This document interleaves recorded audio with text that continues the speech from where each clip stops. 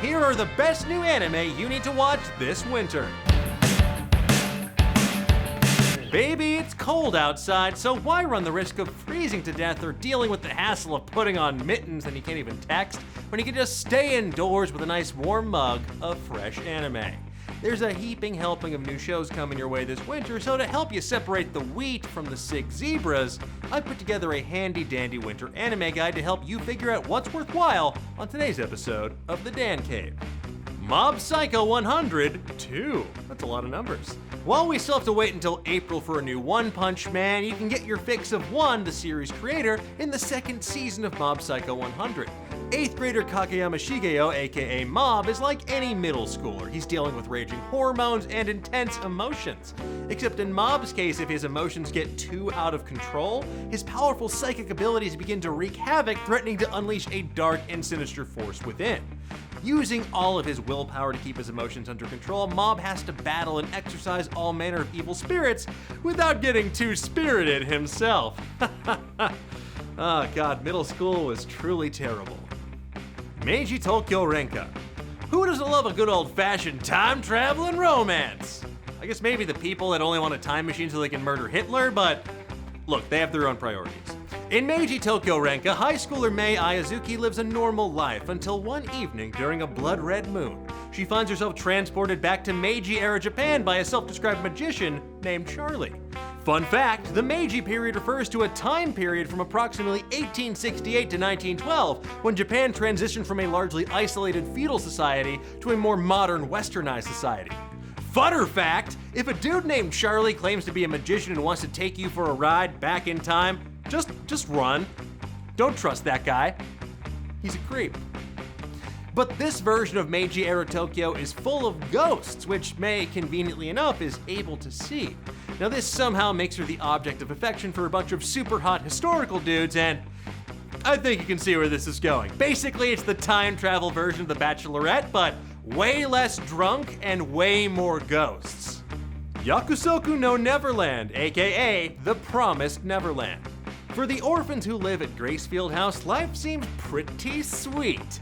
Raised by a caring staff led by Mama, they eat well, they treat each other like family, and every single child gets adopted by age 12. Not a bad deal, right? They spend their days taking rigorous tests and they're rewarded with outdoor playtime. The only rule? Don't leave the orphanage. Seems simple enough, right? Well, that's for a good reason, because the two top scorphans, the top scoring orphans, as I'm sure you understood, Emma and Norman, they learn that their friends aren't being adopted at all. They're basically big old beef babies being raised as food for a race of demons. And with adoption time just around the corner, these kids need to concoct an escape plan or they're gonna wind up being Satan's Lunchables. Boogie Pup no Watawanai. While Krampus and spending a lot of intense time with one's family are generally the scariest prospects of the holiday season, Boogie Pup no Watawanai promises thrills, chills, and a deeply unsettling story about a so-called angel of death named Boogie Pop and a steadily increasing amount of missing women. Is this Boogie Pop's doing, or is it the work of something even worse? Honestly, I don't know, but my money's on this vest-wearing doofus from the trailer because I don't trust him as far as I can throw him, which I would conservatively estimate is somewhere around 5 feet. Dororo. Lots of people have troubled relationships with their fathers, but chances are that your dad isn't a samurai lord who bartered your internal organs to 48 different demons in exchange for triumph in battle. And if he was, then yikes, sorry to hear it. But in the case of Dororo, that baby survived thanks to a local medicine man who outfitted the child with specialized prosthetic limbs. And fortunately for our hero, these prosthetics are basically elaborate weapons that he uses to hunt down the demons that stole his body parts, reclaiming them one at a time while he takes revenge on his father. So, yeah, go ahead and complain about your dad, but remember, things could always be worse. Tate no Yusha no Narigari, Rising of the Shield Hero. Socially awkward otaku Naofumi Iwatani prefers to spend his days playing video games and reading manga, but as we all know, we can't always get what we want. One day, he finds himself teleported to another universe where he's one of 4 legendary heroes charged with preventing the coming apocalypse.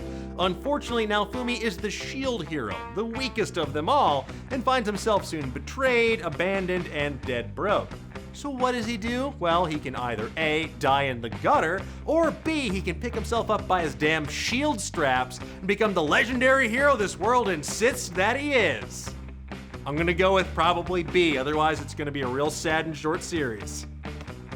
Maho Shoujo Tokushusen Asuka. Make no mistake, these aren't your grandmother's Sailor Scouts. While Sailor Moon and her pals fought off all manner of deeply confusing and weirdly designed monsters, the 5 young women of the Magical Girls Special Ops Force were called upon to defend the Earth from a mysterious army of undead creatures.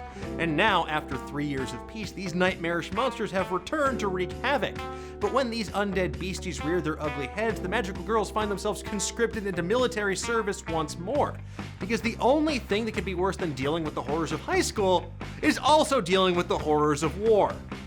And those are some of the best new anime you need to watch this winter. But tell me, what are you most excited to see? What would you add to this list? Let me know in the comments below and give me a wintry thumbs up while you're there. Thank you so much for watching today's show. Now this is actually going to be the last episode of the Dan Cave. I'm not going away. The show will live on in a new form, kind of like any Dragon Ball Z character ever, but it's been 4 years, so it's time for a change. So we're gonna give the show a fresh coat of paint, a new name, new graphics, the whole 9 yards, but it'll still be your weekly source for weird, nerdy goodness, and I hope you'll join me there in 2019. So in the meantime, I just wanna say thank you to everyone who's tirelessly worked to help me make this show over the past 4+ years. Aaron Vale, Ryan Franzen, Shiraz Doom, Kate Myers, Mike Shaw, Brian Compton, Matt Karen, Jordan Epstein, and all of my colleagues here at Nerdist. But most importantly, thank you to you, the viewer. Because whether you've seen every episode or this is your first time tuning in, I sincerely appreciate it. Thank you very much. Without you, I wouldn't be able to do any of this, and reading your kind comments, meeting you in person, knowing that we've made a connection, however small, makes all of this worthwhile. It's nice to know that I'm not just screaming into the void, which I think is what we're all just kind of looking for in life, period. But void or not, I'll be back in 2019, and I'll hopefully see you all there. So in the meantime, take care, be well, and have a very happy new year. And just because it's tradition, and we've done like 229 of these, be sure to tune in next time, where you might miss the story of a bunch of superheroes trying to prevent a giant California raisin from launching an invasion of Earth, where vigilante justice has been outlawed, so they all go on a pub crawl with 2 LA cops, a blaxploitation star, and a youth hockey team in Avengers Infinity War of the World's End of Watchmen and Black Dynamite Ducks. Until next time, keep on digging.